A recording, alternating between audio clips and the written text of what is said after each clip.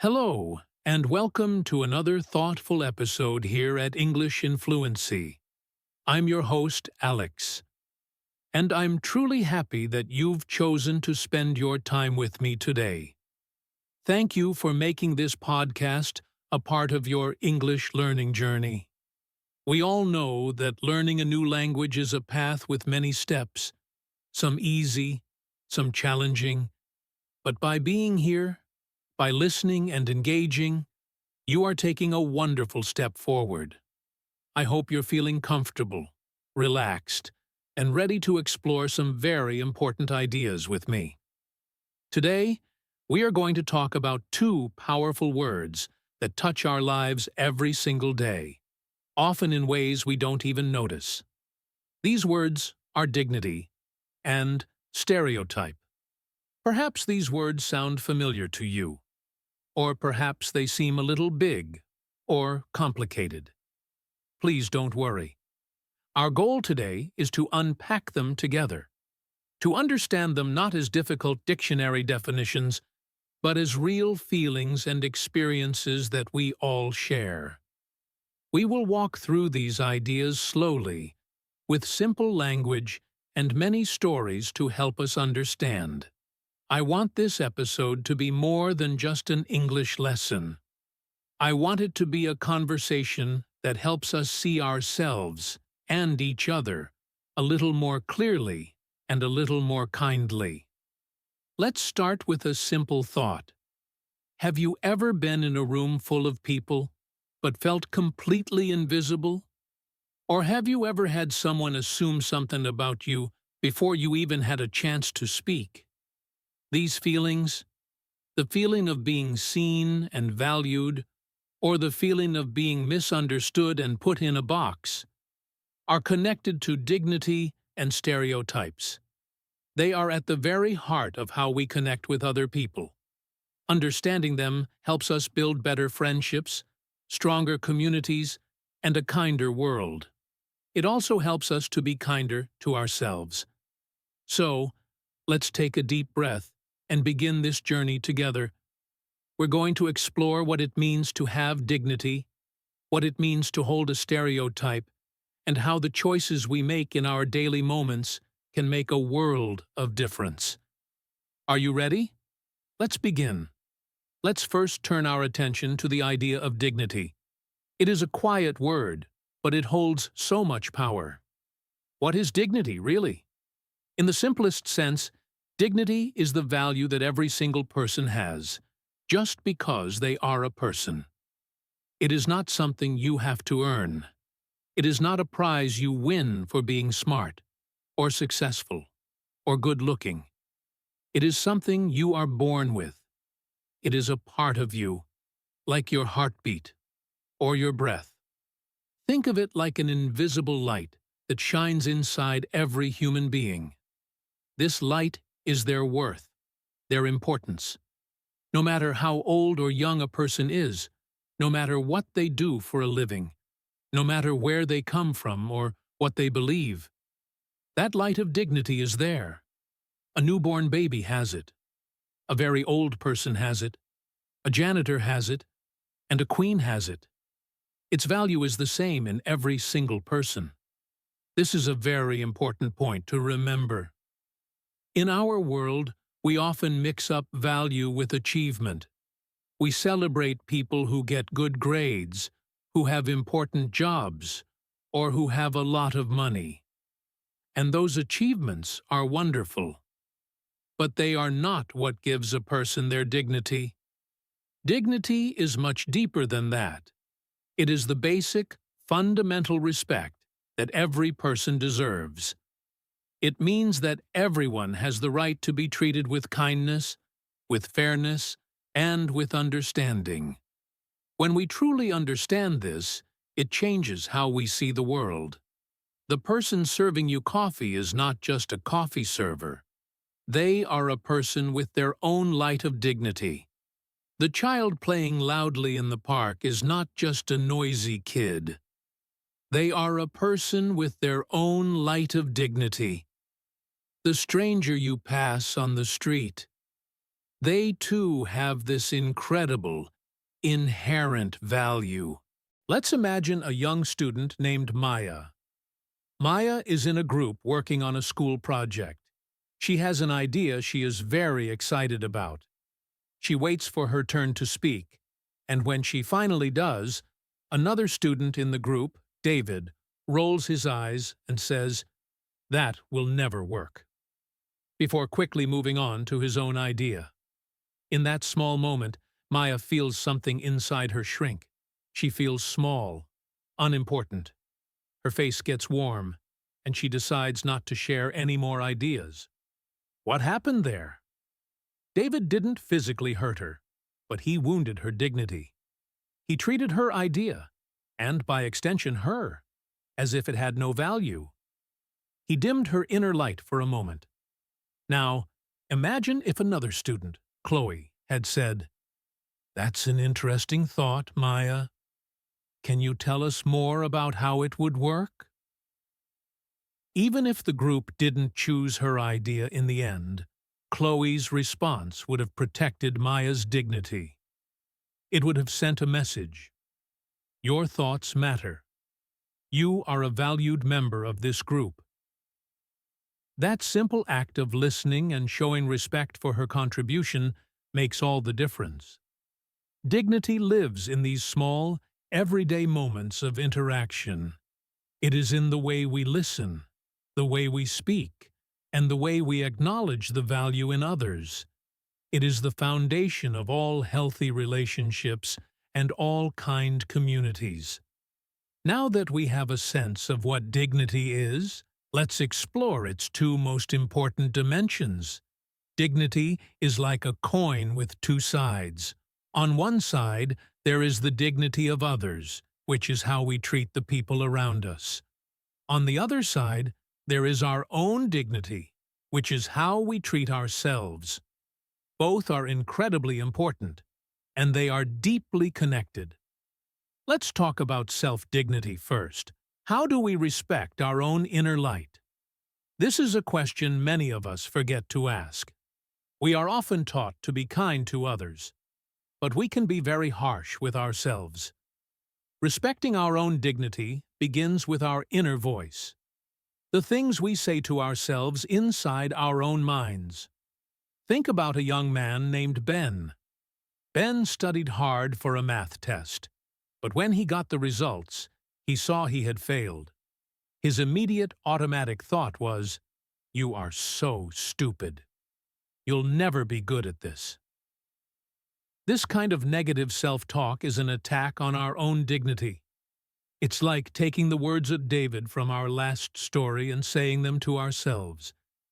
It makes us feel small and worthless. But Ben has a choice. He can learn to catch that thought and change it. He could instead tell himself, "Okay, that's a disappointing result. I feel bad about it, but it doesn't mean I'm stupid. It just means this subject is difficult for me, and I need to find a different way to study. Failing one test does not define my worth as a person." This second response is an act of self-dignity. It acknowledges the disappointment without turning it into an attack on his fundamental value. Let's go deeper into this idea of self-dignity because it is the root from which our respect for others grows. A crucial part of self-dignity is the practice of self-forgiveness. We all make mistakes. It is a natural part of being human. We say the wrong thing. We hurt someone we care about. We fail at something we tried hard to achieve. In these moments, it is very easy for our inner critic to become loud and cruel. It replays our mistakes over and over, telling us we are not good enough. Holding on to this guilt and self-blame is like carrying a heavy bag of rocks on your back. It weighs you down and prevents you from moving forward. Let's imagine a woman named Clara who works in an office. She was responsible for sending out an important email to a client, but she was in a hurry and made a significant error in the email. The mistake caused a problem for her company, and her boss was not happy. For weeks after, Clara could not stop thinking about it. Every night, she would lie in bed, and the memory of the mistake would replay in her mind. She would tell herself, "I'm so careless. How could I have done that? I can't be trusted with important work." She started to avoid speaking up in meetings, afraid she would make another mistake. She was living in a prison of her own making, a prison of shame. This shame was an ongoing assault on her own dignity. Practicing self-forgiveness is the key to unlocking that prison door. It is not about pretending the mistake didn't happen. It is not about making excuses. It is about looking at the situation with kindness and understanding, the same kindness we might offer a friend. Clara could begin to practice this by talking to herself differently. She could say, "Yes, I made a mistake. It had negative consequences, and I feel bad about that. I have apologized, and I have learned from it. But that mistake is something I did. It is not who I am. Everyone makes mistakes, and this one does not cancel out all the good work I have done. I deserve to let this go and move forward." This is the voice of self-forgiveness. It is an act of profound self-dignity. It is acknowledging your humanity, your imperfection, and choosing to treat yourself with grace rather than with cruelty. When you forgive yourself, you are saying to yourself, "My worth is still intact. I am still a valuable person, even with my flaws." This allows you to learn from your mistakes and grow, instead of being trapped by them. Another powerful way to honor our own dignity is by committing to our personal growth. This doesn't mean you have to constantly be achieving big things. It's much simpler than that. It's about recognizing that your mind, your talents, and your spirit are valuable, and they deserve to be nurtured. It is an expression of self-respect. Think about Ben again, the teenager who failed his math test. After he chose to respond with self-dignity instead of self-criticism, what could his next step be? His next step could be an act of personal growth. He might decide to ask the teacher for extra help. He might find a classmate to study with. He might even watch online videos to understand the concepts in a new way. By taking these actions, he is not just trying to get a better grade. He is sending a message to himself. "I believe in my ability to learn and improve. I am worth the effort it takes to grow." Personal growth can take so many forms. For one person, it might be learning to play a musical instrument they've always dreamed of playing. For another, it might be reading books that open their mind to new ideas. It could be taking a class to learn a new skill for work, or it could be as simple as tending to a small garden. These activities are a way of investing in ourselves. They are a way of saying that we are more than just our daily responsibilities. We are beings with curiosity, creativity, and potential. When we take time for these things, we are honoring the fullness of our own humanity. We are respecting our own dignity by refusing to let ourselves become stagnant.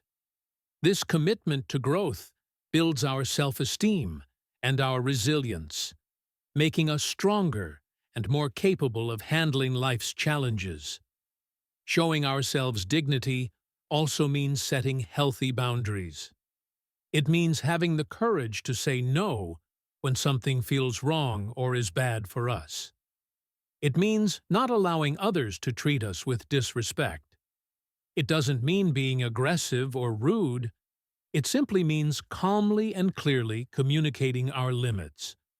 For example, if a friend constantly makes jokes that hurt your feelings, Respecting your own dignity means saying something like, "I know you think it's funny, but that joke actually hurts my feelings.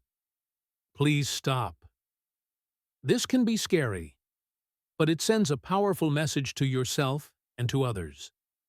I am a person of value, and I deserve to be treated with care. Taking care of our bodies and minds is another profound act of self-dignity.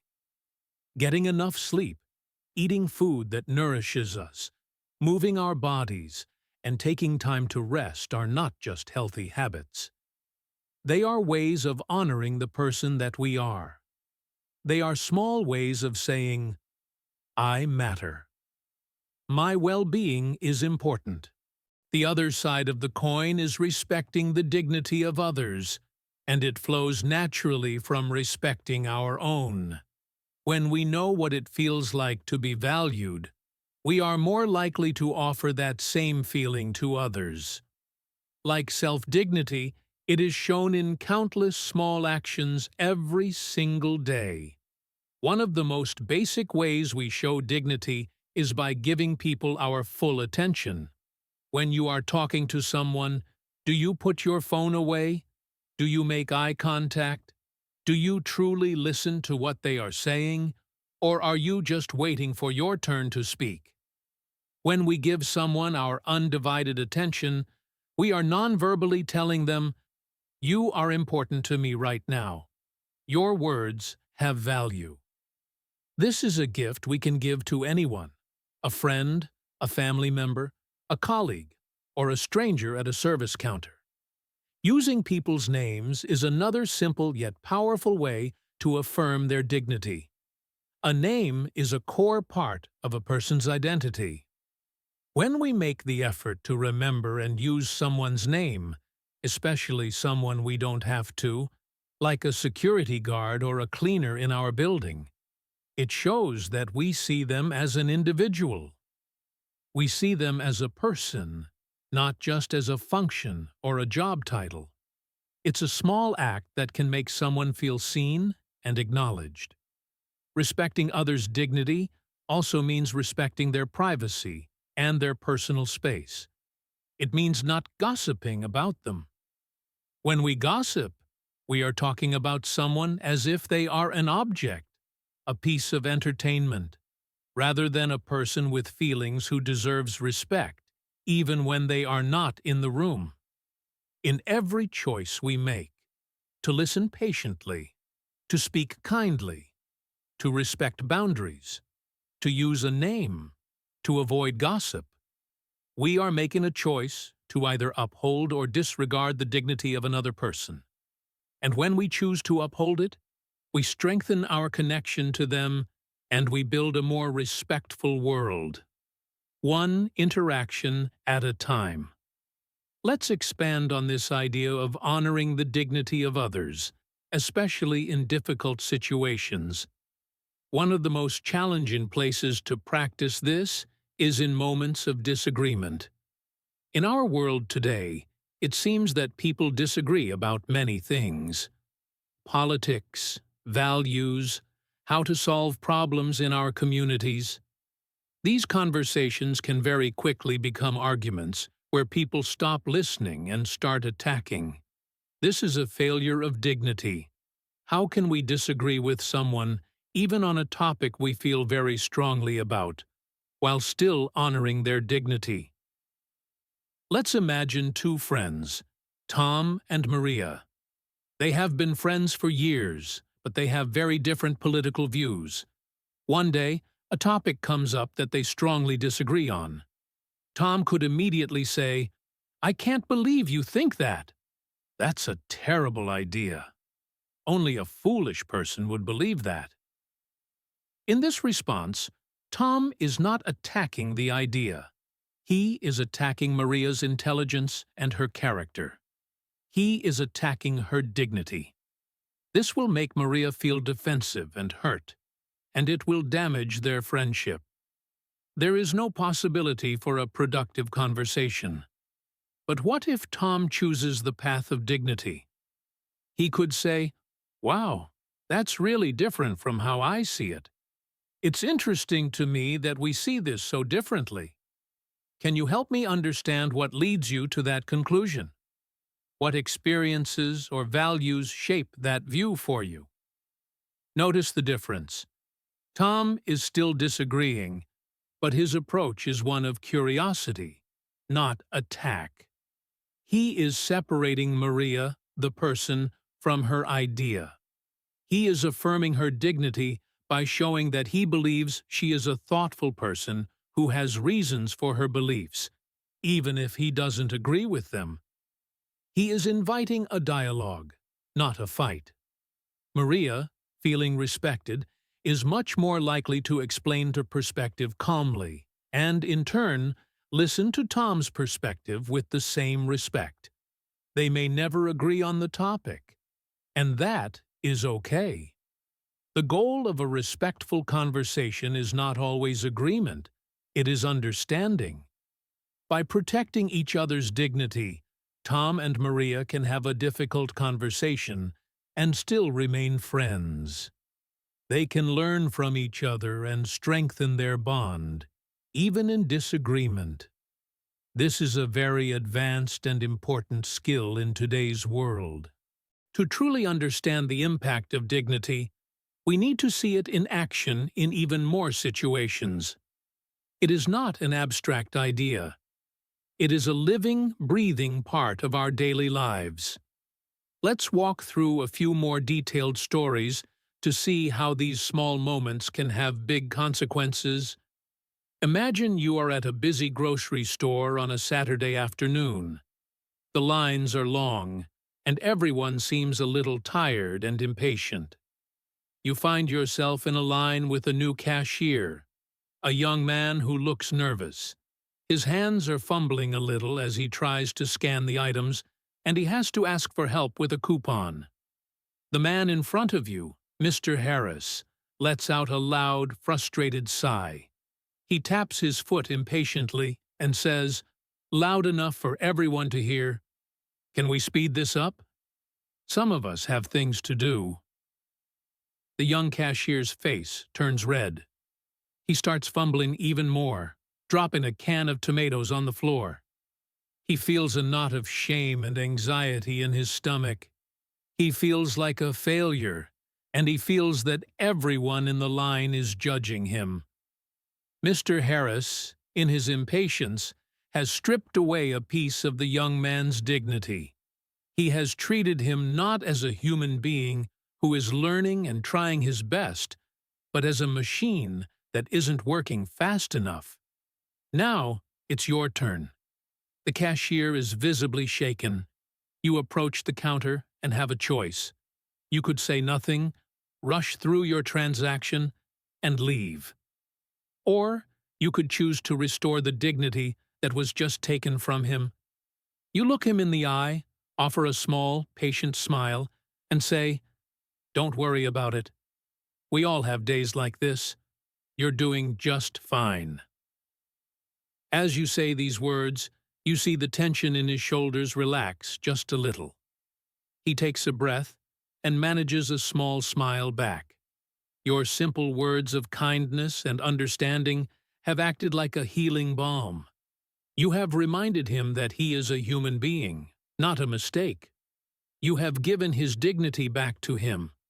You have changed the emotional temperature of that moment, not just for him, but for yourself and for anyone else who overheard. This is dignity in action. It is a conscious choice to offer grace and patience instead of frustration and judgment. Let's move to a different setting. An office. A company has just hired a new software engineer named Liam, who has moved from another country. Liam is brilliant at his job, but he speaks English with a noticeable accent, and sometimes he searches for the right word. During a team meeting, Liam is trying to explain a complex technical problem. One of his colleagues, David, keeps interrupting him. No, what you mean to say is..." David will jump in, rephrasing Liam's sentences in a slightly more native way. David thinks he is being helpful, but his constant interruptions send a different message.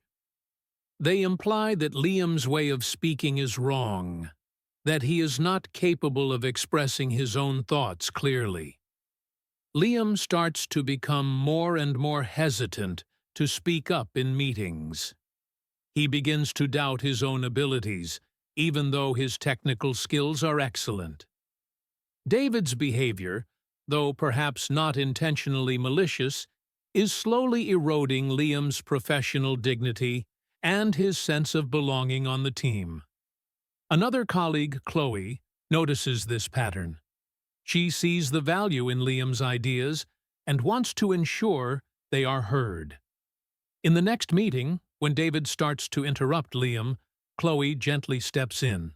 She says, "Hold on, David. I want to make sure I understand what Liam is saying. Liam, could you please continue? I'm finding your explanation really helpful." In this moment, Chloe does two powerful things. She validates Liam's contribution, showing that his words have value, and she sets a new standard for communication on the team. She models what it looks like to listen with patience and respect.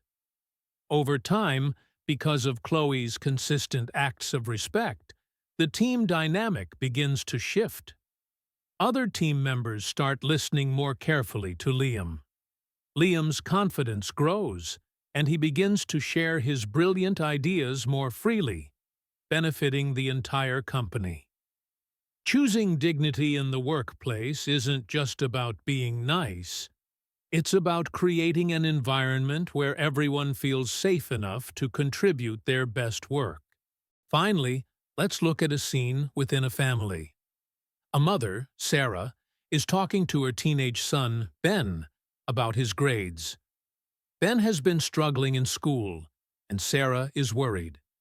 The conversation could easily become a battle. Sarah could say, "You're not trying hard enough. You're just being lazy." Ben could shout back, "You don't understand anything. Just leave me alone." In this scenario, both are attacking each other's dignity. Sarah is dismissing Ben's struggle and labeling him as lazy. Ben is dismissing his mother's concern and shutting her out. They both end up feeling angry, hurt, and misunderstood. But what if Sarah chooses a different path, a path of dignity? She could start the conversation by saying, "Ben, I've seen your recent grades, and I'm feeling a bit concerned because I know you are capable of so much. I'm not angry, but I want to understand what's going on from your perspective. How are things feeling for you at school right now?" This opening respects Ben's dignity. It separates his actions from his identity. She isn't calling him lazy. She is expressing concern and inviting him into a conversation as an equal partner. Because he doesn't feel attacked, Ben might be more willing to open up. He might explain that he's feeling overwhelmed, or that he's having trouble with a particular teacher, or that he's being distracted by a problem with friends. By preserving his dignity, Sarah creates a space for an honest conversation where they can work on a solution together, rather than just fighting. In our closest relationships, where emotions run high, the conscious choice to protect the other person's dignity is perhaps the most important choice of all. It is the choice that allows love and connection to win over conflict and distance. Before we move on, it's worth taking a moment to consider the opposite. What happens in a life, or in a society, when dignity is consistently ignored or attacked? The absence of dignity is not just a neutral space. It is a space filled with negative and destructive emotions. When a person's dignity is repeatedly violated, they begin to feel a deep sense of shame. Shame is the painful feeling that we are flawed, that we are not worthy of connection and belonging. It's the feeling Maya had when her idea was dismissed, or the feeling the cashier had when he was scolded in front of everyone. It makes a person want to hide, to become invisible. Consistent attacks on dignity can also lead to a feeling of worthlessness. A person might start to believe the negative messages they are receiving. Liam, if no one had intervened, might have started to believe that his contributions were less valuable because of his accent. This feeling of worthlessness can be paralyzing. It can stop a person from pursuing their dreams, from speaking up for themselves, and from forming healthy relationships. It is a heavy burden that no one should have to carry. For some, the response to having their dignity attacked is not sadness, but anger. This anger is a natural defense mechanism. It's a way of saying, "You do not have the right to treat me this way. I matter." While the anger itself is a sign of a healthy spirit fighting back. If it has no positive outlet, it can curdle into bitterness, resentment, and even aggression. Many conflicts in the world, from small arguments between neighbors to large-scale wars between nations, have at their root a group of people feeling that their fundamental dignity has been trampled upon. When we fail to see the humanity in others, we create the conditions for conflict. Understanding dignity, therefore, is not just a social skill, it is a vital tool for peace. When we build a world where every person's dignity is a priority, we build a world that is safer, kinder, and more just for everyone. Now, let's shift our focus to the second key idea for our conversation today: stereotypes. While dignity is about seeing the full, unique value in each person, stereotypes are about doing the exact opposite. A stereotype is like a mental shortcut. It's a simple, fixed, and often incorrect idea about what a whole group of people is like. Our brains are constantly processing a huge amount of information, and to make things easier, they sometimes create simple boxes or categories to put people into. So, a stereotype is essentially a label that we apply to everyone in a particular group, without considering that each person in that group is a unique individual. Where do these ideas come from? They often float in the air around us. We might pick them up from movies or TV shows that show a certain type of person always acting in the same way. We might hear them in jokes that make fun of a particular group. Sometimes they are passed down within families or communities as common knowledge. Often, stereotypes grow in the absence of real experience. If we don't personally know anyone from a particular country, or of a particular age, or in a particular profession, it's easier to believe a simple, generalized idea about them. It's a lazy way of thinking because it saves us the effort of actually getting to know people as individuals.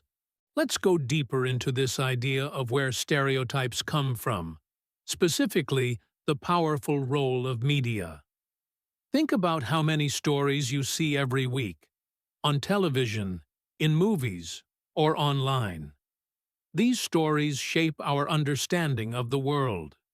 If a movie always shows people from a certain country as the villains, our brains start to make a connection.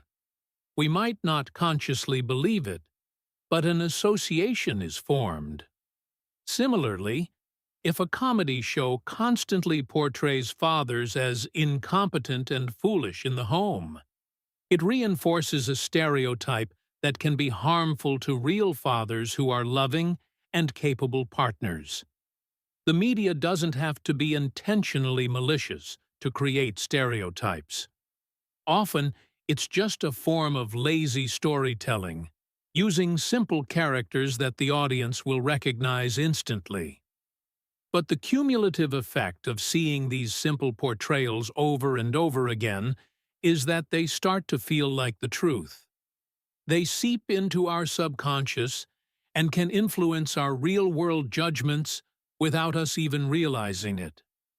Another reason stereotypes are so persistent is what we might call the kernel of truth fallacy. People will often defend a stereotype by saying, "But there's some truth to it." They might point to a statistic or a general cultural tendency. For example, someone might say, "It's a stereotype that people from country Z are very punctual, but it's often true." The danger here is very subtle but very important. While a group, on average, might have a certain characteristic, that says absolutely nothing about the individual person standing in front of you. It is a statistical generalization, not a rule for every person.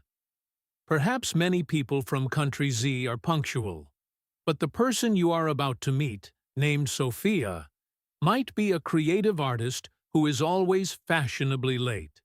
If you meet Sophia with the expectation that she will be perfectly on time, you are not seeing her. You are seeing a statistic.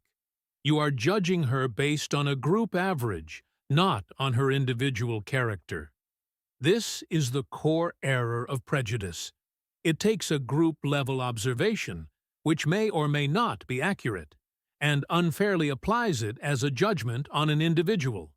So even if there is a tiny kernel of truth, using it to prejudge someone is an act that ignores their individuality and, therefore, their dignity.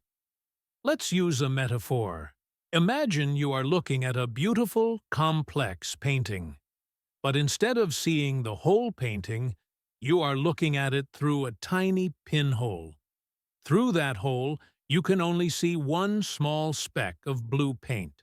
A stereotype is when you look at that one speck of blue and declare, "This entire painting is blue." You have taken one tiny, maybe even incorrect, piece of information and used it to define the whole thing. You've missed all the other colors, the textures, the shapes, and the story that the painting is trying to tell. When we use a stereotype, we are doing the same thing to a human being. We are taking one characteristic, their age, their gender, their nationality, their job, and we are letting that one thing define everything about them. Stereotypes can be about almost anything. We've talked about age and nationality, but let's explore some others. Think about stereotypes based on profession. We might have a mental image of a nerdy scientist who is socially awkward and only talks about complex formulas, or the starving artist who is creative but disorganized and bad with money, or the greedy salesperson who only cares about making a commission. These simple images come from movies and books, but they can affect how we treat real people. Let's imagine you meet an accountant named Richard. Your stereotype of an accountant might be someone who is boring, quiet, and only interested in numbers. But then you get to talking to Richard, and you find out that on the weekends, he is the lead singer in a rock band. He is passionate, energetic, and incredibly creative. Richard completely shatters the stereotype. This is a wonderful reminder that a person's job is what they do, not the entirety of who they are. People are always a surprising mix of interests and talents. It's also crucial to understand the harm of so-called positive stereotypes. They can seem like compliments, but they are just as damaging as negative ones because they still put people in a box. We touched on this with Liam's story, the engineer who was stereotyped as being good at math. Let's explore this further. Consider the stereotype that people of a certain ethnicity are naturally athletic. A young person from this background might feel immense pressure to be good at sports. What if they are more interested in playing the violin or writing poetry? The positive stereotype can make them feel like a failure for not fitting the mold. It erases their individual interests and talents. It also erases their hard work. If a person from that group becomes a successful athlete, the positive stereotype can lead others to think, "Oh, it was just natural talent," completely ignoring the thousands of hours of practice, discipline, and sacrifice that went into their achievement. So, whether a stereotype seems good or bad, it is harmful because it denies the person their full, complex, individual humanity. It is another way of looking through the pinhole instead of seeing the whole painting. It's easy to dismiss some stereotypes as harmless fun. We might think, "Oh, it's just a joke," or "I don't really mean it." But stereotypes, even the ones that seem silly or trivial, can have a powerful and harmful ripple effect. They cause damage to individuals, and they cause damage to our society as a whole.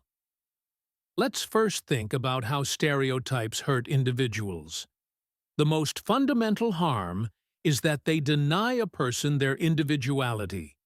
They erase everything that is unique and special about a person and replace it with a one-dimensional label. Let's go back to our character, Liam, the engineer with an accent. Perhaps there is a stereotype about his home country that people from there are very good at math. On the surface, this might sound like a good stereotype. His colleagues might say, "Oh, Liam, you'll be great at this task. You're from country X." But even this positive-sounding stereotype can be harmful. What if Liam's true passion is creative design, not pure mathematics? The stereotype puts him under unfair pressure to be something he might not be. It makes him feel that his colleagues don't see him. Liam, the individual with his own unique strengths and weaknesses. They only see the label of his nationality. He might become afraid to admit he is struggling with a math problem for fear of letting down their expectations. It prevents him from being his authentic self. A stereotype, whether it seems positive or negative, takes away a person's freedom to define themselves. Stereotypes also create self-doubt. Let's think about Sarah, the manager from our earlier story. There is a harmful stereotype in some cultures that women are too emotional to be effective leaders. Sarah might be a decisive, calm, and brilliant manager. But if she hears this stereotype enough, she might start to second-guess herself. When she feels passionate about a project, a little voice in her head might whisper, "Are you being too emotional? Are they going to think you're not a real leader?" This is called internalized stereotyping, and it's incredibly damaging. It's when the person being stereotyped starts to believe the untrue label themselves. It can hold people back from reaching their full potential because they are afraid of confirming a negative stereotype. Now, let's zoom out and look at how stereotypes damage our entire society. They create a mentality of us versus them. They draw imaginary lines between groups of people and create suspicion and mistrust. When we believe a negative stereotype about a group, it becomes easier to treat them unfairly. It can lead to prejudice, which is a negative feeling or attitude towards a group, and discrimination, which is acting on that prejudice. For example, if a landlord holds a stereotype that young people are irresponsible, He might refuse to rent an apartment to a perfectly responsible young couple like Ben and his partner. He isn't judging them as individuals. He is discriminating against them based on a stereotype about their age group. This is how stereotypes create real-world barriers that prevent people from having equal opportunities in housing, education, and employment. Furthermore, stereotypes stop us from learning. They make us lazy thinkers. When we think we already know what a group of people is like, we stop being curious. We stop asking questions. We stop listening. We miss out on the incredible richness and diversity of human experience. We close our minds to new perspectives and new friendships. The world becomes a smaller, less interesting place. The harm of a stereotype, therefore, is not just a hurt feeling. It is a powerful force that can limit a person's life, create deep divisions in society, and block our own growth and understanding. It is a ripple effect that starts with a simple, untrue thought and spreads outwards, causing waves of damage. Since we know how harmful stereotypes can be, it's important that we learn how to spot them, both in the world around us and, most importantly, in our own minds. Becoming a stereotype detective is a skill we can all develop. It requires honesty, self-awareness, and a willingness to question our own automatic thoughts. One of the biggest clues that a stereotype is at play is the use of absolute words like all, every, none, and never. When you hear a sentence that starts with, "All people from that city are," or "Teenagers never listen to," logically, your detective alarm should go off. Human beings are incredibly diverse. It is almost impossible for an entire group of millions of people to all be the same way. These absolute statements are a huge red flag for stereotypical thinking. The real world is a world of some, many, often, and sometimes, not all, and never. Another way to spot a stereotype is to notice when you are making a judgment about a person based on one single piece of information, especially a piece of information that is visual or external. For example, you see a person with brightly colored hair and many piercings. What is your very first automatic thought about them? Do you make assumptions about their personality, their job, or their musical taste? That first automatic thought is often a stereotype planted in our minds by media or culture. The skill of a stereotype detective is not to pretend you don't have that first thought, but to notice it, to catch it, and say to yourself, "Ah, that's a stereotype. That's a mental shortcut." The truth is, I know absolutely nothing about this person. Their hair and piercings tell me only about their style, not about their character, their intelligence, or their kindness. Jokes are another area where stereotypes often hide. Laughter can be a wonderful thing, but sometimes jokes are used to reinforce negative ideas about groups of people. A good question to ask yourself when you hear a joke about a group is this joke punching up or punching down? Punching up usually means making fun of people in positions of power. Punching down means making fun of people in a group that already faces prejudice or hardship. Jokes that punch down use stereotypes as their foundation and can make people in that group feel devalued and disrespected. Being a stereotype detective means being thoughtful about the humor we consume and share. Perhaps the most challenging part of this work is spotting stereotypes within ourselves.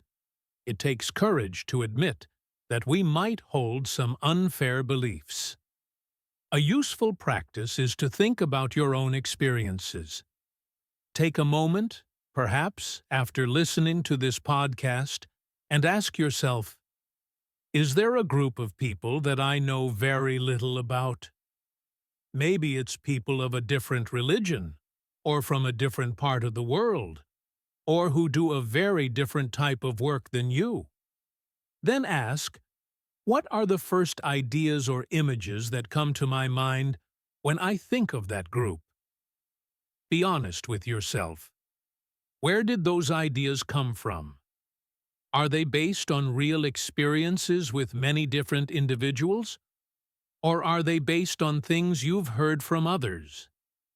This kind of quiet self-reflection is not about making yourself feel guilty. It is about bringing these unconscious biases into the light. Because only when we can see our own stereotypes can we begin to challenge them and replace them with a more open and curious mindset. Once we learn to spot stereotypes, our next task is to actively work on breaking free from them. This is not a one-time fix. It is an ongoing practice, a daily commitment to seeing people more clearly. The good news is that there are many practical steps we can take to avoid the trap of stereotyping. The most powerful strategy is to cultivate genuine curiosity. Instead of assuming you know something about a person based on the group they belong to, approach them with an open mind and a desire to learn. When you meet someone new who is different from you in some way, ask them questions about their life. Not intrusive or personal questions, but respectful questions that show you are interested in their experience. You could ask, what kind of food did you enjoy growing up? Or, what do you love most about the city you're from? Or, what's something you're passionate about? When you listen to their personal story, it becomes impossible to see them as just a one-dimensional label. Their unique humanity shines through. Another key step is to consciously seek out stories and perspectives that are different from your own. We live in a world where we can easily stay inside our own bubble, consuming media and talking to people who are just like us. We have to make an effort to step outside of that bubble. Read books by authors from different countries and backgrounds. Watch movies or documentaries that explore cultures you know little about. Follow people on social media who have different life experiences than you do. When you fill your mind with a wide variety of human stories, the simple, lazy stereotypes begin to dissolve. You start to see the beautiful complexity of the human family, and you realize that everyone has a unique and valuable story to tell. It is also vital to focus on the individual in front of you. When you are interacting with someone, try to see them as just that, one single person. Try not to let their group identity, their age, their gender, their race, their profession, be the first thing you see. Instead, pay attention to their specific qualities. Notice their unique sense of humor, or their passion for their work, or their kind way of speaking. Find things you have in common. Maybe you both love dogs, or enjoy hiking, or have a similar taste in music. When we connect with people on a human-to-human level, based on shared interests and individual character, the stereotype fades into the background. Finally, we have a role to play when we hear stereotypes being used by others. This can be tricky, and it's important to choose your moments wisely and ensure your own safety. But when it feels appropriate, you can gently challenge a stereotype. If a friend says, "All lawyers are dishonest," you could respond by saying, "That's interesting. The lawyer who helped my family, Mrs. Garcia, was one of the most honest people I've ever met. By offering a counterexample, you are gently pushing back against the generalization without starting a big argument. You are planting a seed of doubt about the stereotype's validity. Breaking free from stereotypes is an act of mental discipline and open-heartedness. It is the choice to do the rewarding work of getting to know people, rather than relying on the easy but harmful comfort of labels. We have now spent time exploring these two powerful concepts, dignity and stereotypes, on their own. But the real magic happens when we bring them together and see how they are deeply, fundamentally connected. In fact, they are like two sides of the same coin, or like a light and its shadow. They are opposing forces in every human interaction. Respecting a person's dignity and using a stereotype are mutually exclusive. You cannot do both at the same time. Think of it this way. Every time you meet a person, you are standing at a fork in the road. One path is the path of dignity. On this path, you choose to see the inner light in that person. You see them as a unique, complex, and valuable individual. You listen to their story. You respect their feelings. You acknowledge their fundamental worth. The other path is the path of the stereotype. On this path, you choose the mental shortcut. You see a label first: old person, immigrant, teenager, manager. You let that label, that incomplete story, define who they are. You stop listening, you stop being curious, and you interact not with the real person, but with the idea of them that you have in your head. So, the unbreakable link between these two ideas is this: respecting dignity is the most powerful antidote to stereotyping. When you make a conscious commitment to uphold the dignity of every person you meet, you automatically disable your stereotype machine. Let's revisit our stories. When the customer in the grocery store chose to speak kindly to the flustered cashier, he was choosing the path of dignity. He saw a struggling human being, not a slow cashier stereotype. By seeing his humanity, he treated him with respect. Let's think about Chloe in the office. She could have seen Liam through the stereotype of his accent, as someone difficult to understand. But instead, she chose the path of dignity. She chose to see him as a brilliant colleague whose ideas were valuable, and she made the extra effort to listen. That choice to prioritize his dignity as a contributor completely nullified the power of any stereotype. Stereotypes are like clouds that temporarily block the sun. The sun, in this metaphor, is the person's dignity, their brilliant inner light. The clouds are the simple, untrue ideas we have about their group. If we only look at the clouds, we miss the beauty of the sun. Our job, in every interaction, is to make the effort to look past the clouds. It is to remind ourselves that behind every label, behind every accent, behind every age and every appearance, there is a sun. There is a core of humanity and worth that is universal. This means that fighting against stereotypes is not a negative action. It is a positive one. The goal is not just to not stereotype. The goal is to actively see and affirm dignity. When you find yourself in a situation where a stereotype about a group of people comes to your mind, you can consciously replace it with a thought about dignity. You can say to yourself, "My brain is offering me a simple shortcut, a stereotype. I'm going to reject that. Instead, I'm going to focus on the fact that this person in front of me, like me, has hopes, fears, and a deep desire to be seen and respected. I'm going to focus on their dignity. This conscious shift in focus is incredibly powerful.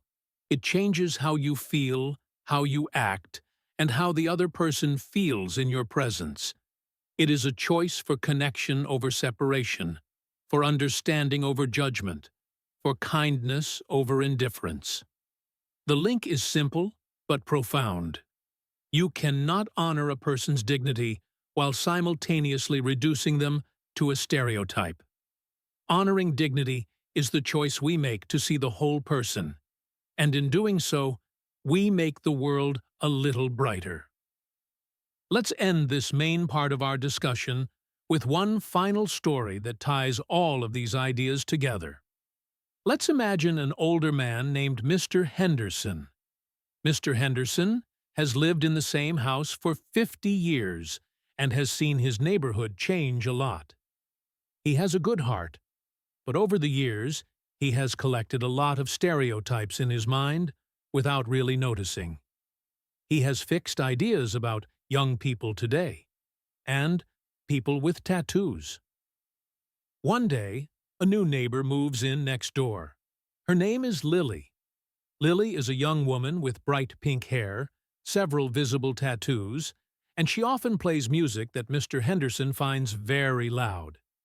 Mr. Henderson's initial reaction is based entirely on stereotypes. His mind tells him, "Oh, a young person with pink hair and tattoos. She's probably irresponsible. She'll have loud parties and won't take care of the garden." For the first few weeks, he only gives her a brief, unfriendly nod when he sees her. He is interacting with his stereotype, not with Lily. One afternoon, Mr. Henderson is trying to carry a heavy box of old books out to his car, and he stumbles, dropping the box. Books scatter all over the driveway. Before he can even begin to recover, Lily comes running out of her house. "Are you okay?" she asks, her voice full of genuine concern. She immediately kneels down and starts helping him pick up all the books, chatting cheerfully as she does. Over the next 10 minutes, he learns that she is a veterinary technician who loves animals, and that the loud music he heard was her practicing the electric cello. He learns that she moved to the neighborhood to be closer to her aging grandmother, whom she helps care for every day. In this moment of simple human kindness, Lily shatters all of Mr. Henderson's stereotypes. He is faced with a choice. He can cling to his old, comfortable ideas, or he can choose the path of dignity. He chooses dignity. He looks at Lily, truly sees her for the first time, and says, "Thank you, Lily. That was very kind of you. I'm afraid I misjudged you." This honest admission opens the door to a real connection. Over the next few months, an unlikely friendship blossoms. Lily helps Mr. Henderson with his garden, and he shares stories with her about the neighborhood's history. He learns that her tattoos are beautiful pieces of art, each telling a story about her life. He even comes to enjoy the sound of her practicing the cello. Mr. Henderson's world became bigger, warmer, and more interesting, all because he was willing to let go of a stereotype and choose to see the dignity and unique humanity of the person right next door. This is the journey we are all invited to take every single day. As we bring our conversation to a close today, I want to leave you with a final, simple message of encouragement. The ideas we've talked about, dignity and stereotypes, are not just for classrooms or books. They are tools for living. They are a compass that can guide us toward being kinder, wiser, and more connected human beings. The world can often feel complicated and divided, but the power to create small pockets of kindness and understanding rests within each one of us. It rests in our daily choices. Every single person you will encounter today, the family member you have breakfast with, the colleague you see in a meeting, the stranger you buy groceries from, has that quiet, shining light of dignity within them. They carry their own stories, their own joys, and their own secret sorrows. They, just like you, hope to be seen, to be heard, and to be valued. When we remember this, it changes everything. It encourages us to choose patience when we feel frustrated. It inspires us to listen when our first impulse is to speak. It moves us to offer a smile when it would be easier to look away. These are not small things. They are the very things that make life beautiful. At the same time, let's make a gentle promise to ourselves to be vigilant detectives, to be on the lookout for the lazy shortcuts of stereotypes in our own minds. Stereotypes build walls between us. They make us fear what we do not know. They rob us of the joy of discovering the uniqueness in every person. Let's challenge them. Let's get curious.